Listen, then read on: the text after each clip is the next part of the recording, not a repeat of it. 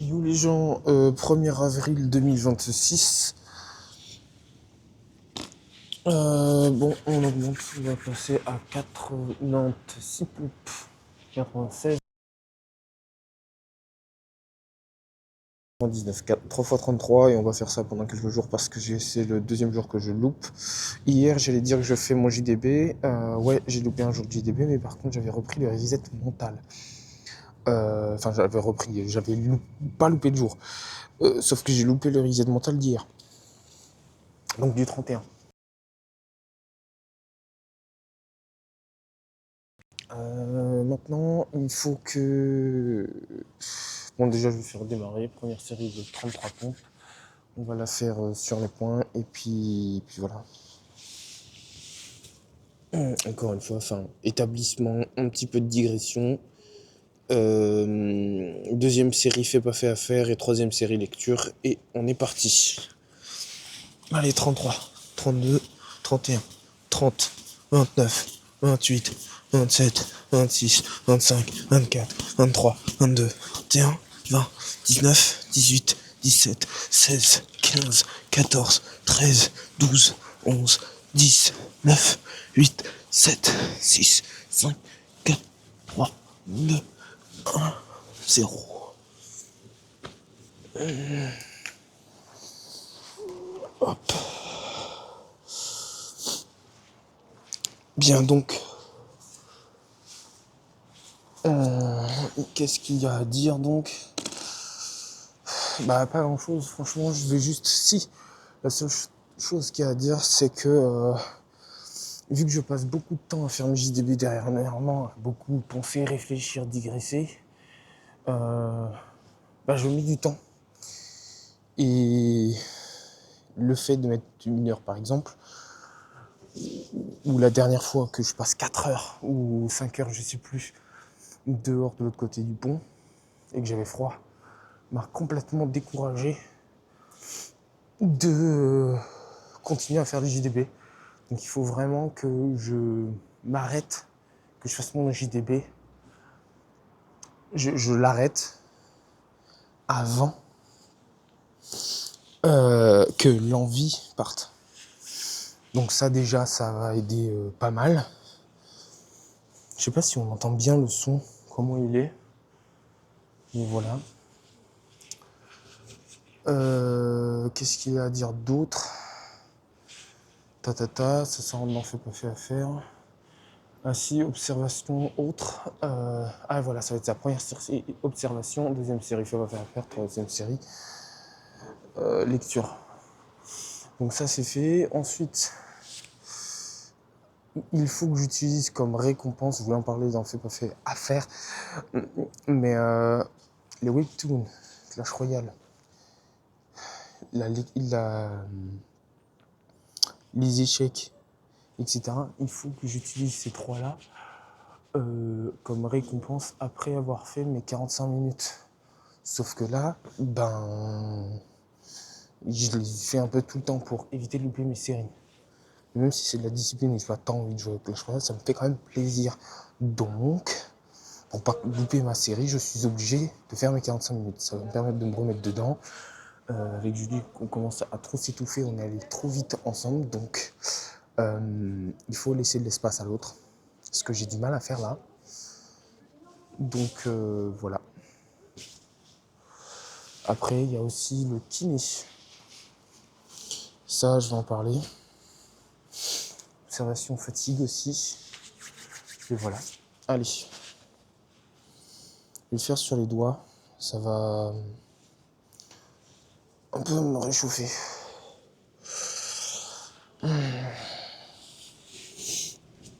Allez. 33, 32, 31, 30, 29, 28, 27, 26, 25, 24, 23, 22, 21, 20, 19, 18, 17, 16, 14, 12, 11, 9, 8, 7, 6, 5, 4, 1, 0. Hop. Bien. Donc fais pas fait à faire, qu'est-ce qui a été fait? Le reset qui a été repris aujourd'hui, je l'ai fait. J'ai encore beaucoup de mal à le faire juste après me débarbouiller, mais c'est pas grave, on continue. Qu'est-ce qui a été fait? Le kiné. Dernière séance prise. Exercice ajouté, manutention. L'haltère de 20 kg. Malheureusement, je vais pas pouvoir la porter comme ça. Donc je vais plutôt essayer avec la serviette. Et on va aller de droite à gauche.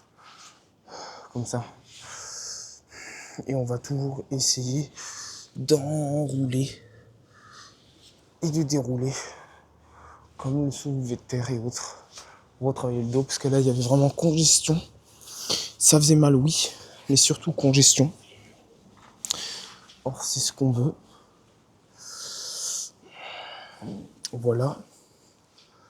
Fait ensuite, j'avais du temps. Fait. Non, mais j'ai pas. C'est plutôt pas fait. Pas fait, qu'est-ce que j'ai pas fait? Les 45 minutes, j'avais du temps, je ne l'ai pas utilisé pour travailler justement. Ensuite, en pas fait, j'ai pas répondu au message aujourd'hui. Là, ça va faire 3 jours depuis le 26, même pas plus, depuis le 26 mars. Donc, demain, je le fais. Et voilà. Donc, à faire ma série d'anglais. Enfin, pas fait, ouais, en vrai, c'est 45 minutes le travail, que j'avance pas là. Je vais peut-être pas reprendre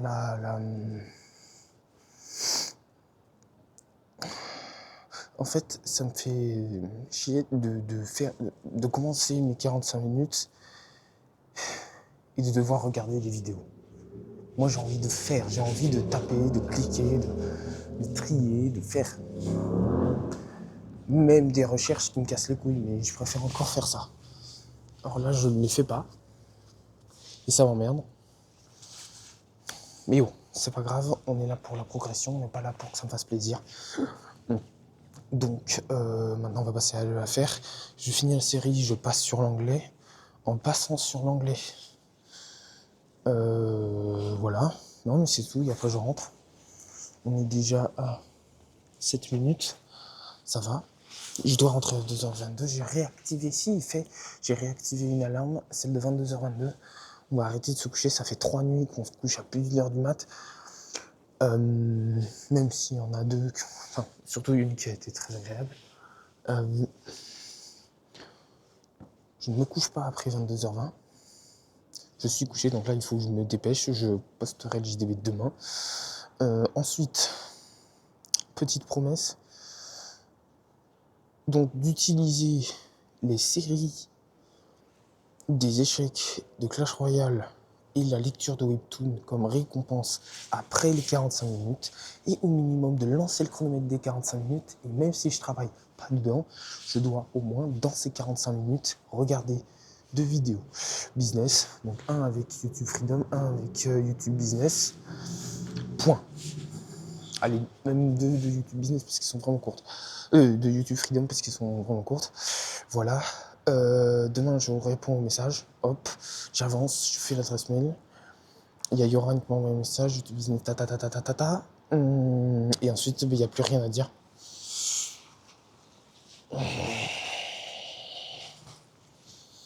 Ouais, il n'y a pas grand chose à dire, donc ouais, voilà. Alors, juste le roulement du dos, là. Il faut que maintenant je me lève, je fais le cobra un petit peu de cobra, une de respiration, j'avance lentement, je prends n'importe quoi, genre mon sac, je mets des choses dedans, et je déroule. Juste là, ça tire. Donc voilà, on va dérouler, on va essayer de retravailler un petit peu les étirements, mais une cobra, et on enroule, on déroule. Parce que là, je reste assis, ça fait mal. J'entame la dernière série, je passe à la lecture et on avance. Cette fois sur les points, on retourne sur les points, mais sur les points, les 2 phalanges de devant. Attends, hop, ça fait mal déjà. 33, attends. 33, 32, 31, 30, 29,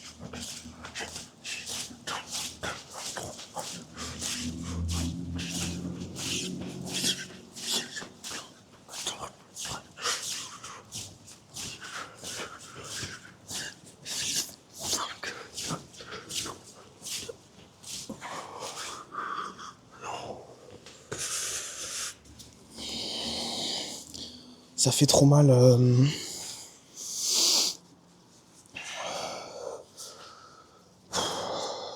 Ça fait trop mal par contre de faire sur le doigt, donc j'en ai fait 10, mais après j'ai reçu repassé et je me suis dédé du pouce. Si on fait le ménage, je peux ressentir de la satisfaction, petit moment. J'ai fait le ménage.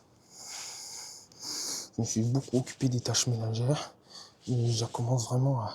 J'utilise une assiette, je mange, je lave instantanément. Point. Voilà, de la truite fumée, des fruits aussi, là, ça commence à me manquer, ça revient. Donc c'est vraiment agréable. Ça, je peux ressentir de la satisfaction pour ça, du contentement. C'était vraiment agréable. Lecture.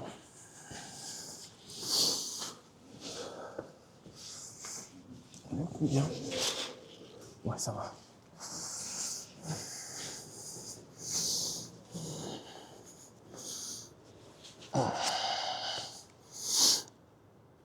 Ah oui, c'était un gros point. Bah, c'est pas mal, parce qu'on va pouvoir lire. Allez, une page et demie, 2 pages. Donc, comment s'aider pour être focus sur une tâche ? Pour commencer, une méthode quasi clé en main. Évidemment, nous sommes tous différents, mais il m'importe de commencer cette partie par une sorte de recette optimale. Une cartographie des astuces les plus utiles et pratiques pour avoir une attention soutenue lorsque vous devez être focus dans votre vie personnelle ou professionnelle. Je vous donne les ingrédients et je vous laisse le soin de les doser pour créer la cuisine qui vous conviendra. Alors, attention, avant de dire que l'un des ingrédients n'est pas à votre goût, il vous faudra le goûter. Et si ma métaphore dure trop longtemps, dites-vous qu'il faut que vous essayiez chaque astuce avant d'en éliminer une ou plusieurs. Ouverture parenthèse, très bon point. Fermeture. Je suis à 2 doigts de surligner. Les 8 recommandations contenues dans les prochaines pages servent à la fois de solution immédiate pour vous mettre en bonne condition mentale, mais également de premier entraînement pour le long terme. L'attention et la concentration sont vertueuses. L'attention et la concentration sont vertueuses. Plus vous vous en servez correctement, plus il vous sera facile de vous en servir. Ne faites qu'une chose à la fois. Mais qu'il est bon de courir dans tous les sens, de se sentir utile en vivant en faisant plein de choses en même temps. Oui, c'est très effrayant de se sentir multitâche, d'avoir l'impression de tout gérer. En papillonnant d'une tâche à l'autre, nous avons l'impression sincère, qui plus est, d'avancer sur tous les fronts, d'avancer plus vite. Le problème, c'est que ce n'est justement qu'une impression, une illusion de notre perception. Souvenez-vous du goût cognitif dont nous avons parlé, de ce que vous dépensez quand vous faites de la cuisine, tout en écoutant un podcast et en surveillant votre petit dernier. En mode multitâche, à chaque fois que vous revenez sur l'une d'entre elles, votre esprit doit mobiliser ses ressources pour retrouver le contexte de cette tâche, s'en imprégner, retrouver les précieuses données qui vont lui être utiles, comprendre de nouveau le but et reprendre certaines de ces associations d'idées. Changer de tâche. Pour votre cerveau, c'est un peu comme demander à un marathonien de s'arrêter au bout de 500 mètres, de tricoter une écharpe pendant 3 minutes, puis de courir à nouveau 500 mètres, de tricoter à nouveau 3 minutes, etc. Vous allez l'épuiser et il n'avancera pas à la hauteur de ses compétences. En plus, il y a de fortes chances que vous finissiez avec une écharpe très moche. Ouverture parenthèse. Ça me fait beaucoup penser... Alors non, il y a le CrossFit, mais c'est pas ça que je voulais dire. Merde, c'est quoi la nouvelle... Ça y est, j'ai oublié le nom de la discipline, où tu cours 500 ou 1 km, je sais plus là. Ensuite, 500 mètres de skiing, tu recours, rameur, tu recours, jump ball là, squat et où tu jettes le ballon, tu recours 500 mètres, farmer là, kettlebell farmer, je sais pas quoi, pendant quelques mètres, etc. Bon, enfin bref, je vais dire CrossFit, mais je sais que c'est plus ça. Je sais pas si ça va me revenir, mais bref. Bon, allez, on ferme la parenthèse. Il arrive que l'on change de tâche parce qu'une nouvelle pensée est apparue par association d'idées. On le fait parce qu'on ne veut pas perdre le fil de cette pensée. Aucun problème. Ne vous privez pas de cette fulgurance. Ayez toujours de quoi noter près de vous pour vous décharger sur le papier en notant cette idée ou cette future tâche. Vous éteindrez temporairement la petite ampoule qui s'était allumée dans votre esprit. Facile, non? Je sais que votre esprit, qui prend du plaisir à s'éparpiller plutôt qu'à réaliser l'effort de rester sur une seule et même tâche, est en train d'accueillir ce que j'écris de petites réserves. Laissez-moi lui parler en face à face. À ce cerveau récalcitrant. Cerveau, tu es certainement très vif et très fort, mais toutes les études faites autour du multitâche ont démontré qu'aussi rapide que tu puisses être, tu n'arrives pas à être plus performant que lorsque tu es concentré sur une seule chose à la fois. Voilà, il faut parfois être ferme avec lui. Faire une seule chose à la fois ne révèle pas de la thématique de la tâche, mais plutôt de l'essence de l'action. Pensez aux ressources mentales que la tâche mobilise plutôt qu'au sens profond ou au contraire général de ce que vous faites. Vous allez mieux percevoir ce concept avec cet exemple. Quand vous lavez vos carreaux et que pendant qu'ils sèchent, vous en profitez pour vider et jeter la poubelle de la cuisine, vous êtes dans la même essence d'action pour votre cerveau. Vous utilisez les mêmes ressources cognitives, même si personne n'attend que ces carreaux sèchent en fait. C'est pas faux. Non mais la vaisselle par exemple. Pourtant, vider les poubelles de la cuisine et nettoyer les carreaux de la chambre sont bien deux thématiques de tâches différentes. Mais elles utilisent les mêmes ressources cognitives, peu de réflexion et la motivation pour faire un effort physique. Nouvel exemple, prenez une seconde pour répondre à cette question avant de lire la suite. Si je relis ce livre en voulant améliorer le sens du texte, tout en corrigeant les fautes, est-ce que la même tâche... est-ce que si... en voulant améliorer le sens du texte tout en corrigeant les fautes, est-ce la même tâche ou pas? C'est-à-dire, suis-je en mode multitâche ou monotâche en faisant cela? Parenthèse, multitâche. Puisque tu te concentres sur le fond et en même temps sur la forme. Et pourtant, le fond et la forme sont bien deux choses distinctes. Donc bon, parenthèse fermée, répondez intérieurement. La bonne réponse est, ce sont deux tâches différentes. Pourtant, elles semblent emboîtées l'une dans l'autre, car elles font partie de la même thématique de tâche, mais pas du tout de la même essence d'action. Mobiliser son cerveau pour identifier des fautes et les corriger, il n'utilise pas les mêmes ressources que si je mobilise mon esprit pour améliorer la qualité stylistique de mon texte. Pour l'anecdote, sachez que je fais 12 relectures de mon texte final.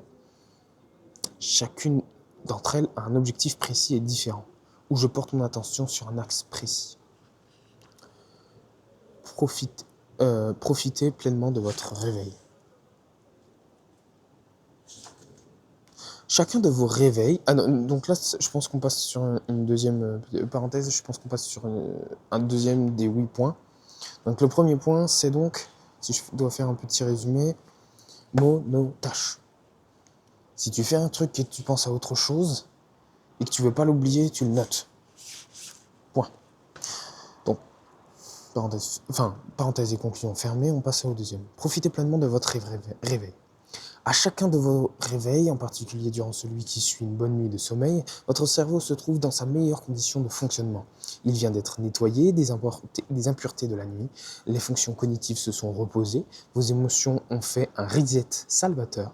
C'est aussi le cas après une courte sieste en journée, à un moindre degré évidemment. Parenthèse, NSDR, Non-Sleep Deep Rest. Fermé. Si vous étiez dans un jeu vidéo, je vous dirais que votre jauge de concentration est à son maximum et qu'elle va ensuite baisser naturellement. Si vous ne vous en servez pas spécialement ou plus rapidement, si vous la sollicitez volontairement, au fur et à mesure du temps qui passe. En combien de temps précisément se vide cette jauge? Difficile de savoir. Cela dépend de votre énergie personnelle et de vos capacités actuelles d'attention. Mais vous pouvez être certain que cette jauge reste pleine au moins 60 minutes. Plus vous entraînerez votre attention et plus ce temps de pleine énergie mentale augmentera. Personnellement, je pense être en pleine concentration pendant les 3 heures qui suivent mon réveil.